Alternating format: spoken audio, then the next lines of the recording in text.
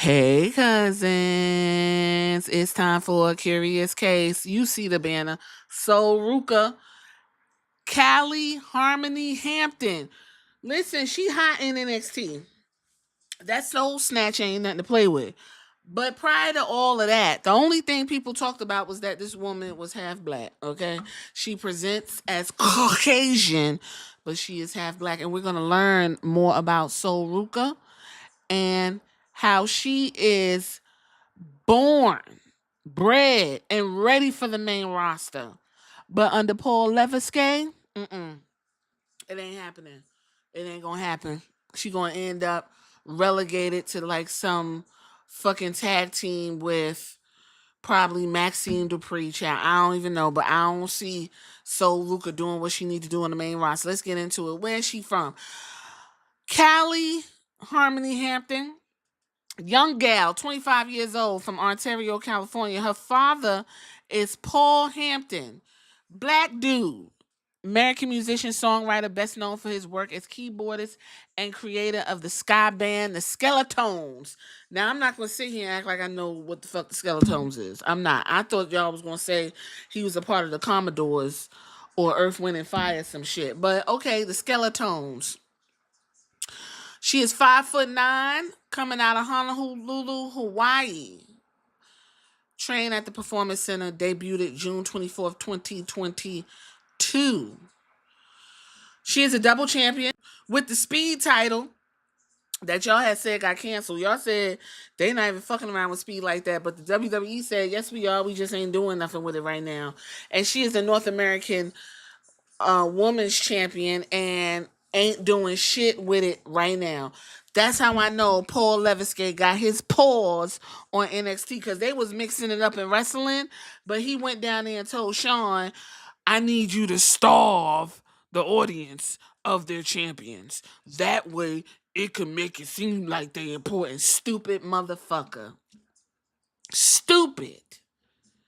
Anyway, early life, like I said, she was born in Ontario, California, in the Inland Empire. The Inland Empire is a metropolitan area and region inland and adjacent to coastal Southern California in the greater Los Angeles area, focusing around the cities of Riverside and San Bernardino. She is biracial. See, that's very important to know.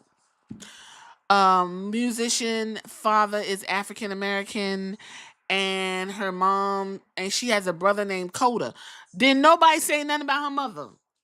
Just know she got a black daddy. I don't know who her mama is. Oh my God.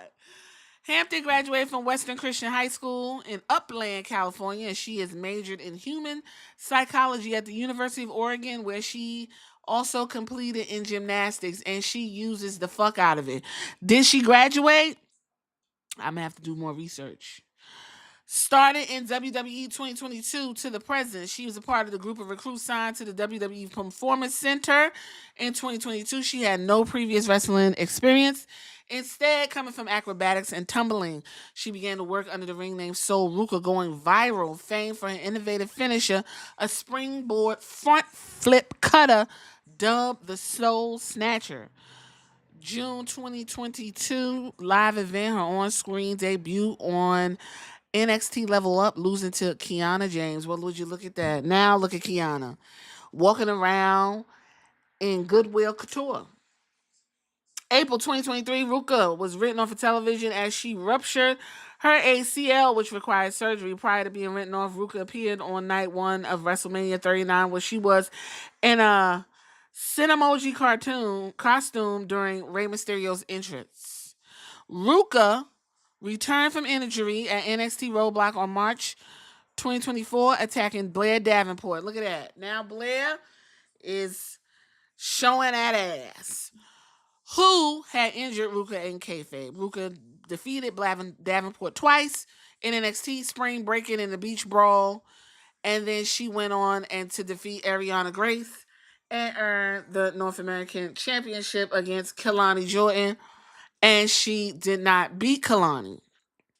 But down the line, she ended up winning at NXT Stand and Deliver in April and she won the vacant NXT North American champion because Stephanie Vaquer had did a double win, and all of that good stuff. So since then, she hasn't been doing shit. Now, because of TNA and WWE's mixing things up, she's been showed over there on Total Nonstop Action, whooping ass and doing her thug thizzle. Now she is in a perpetual tag team with the other girl, Zarya.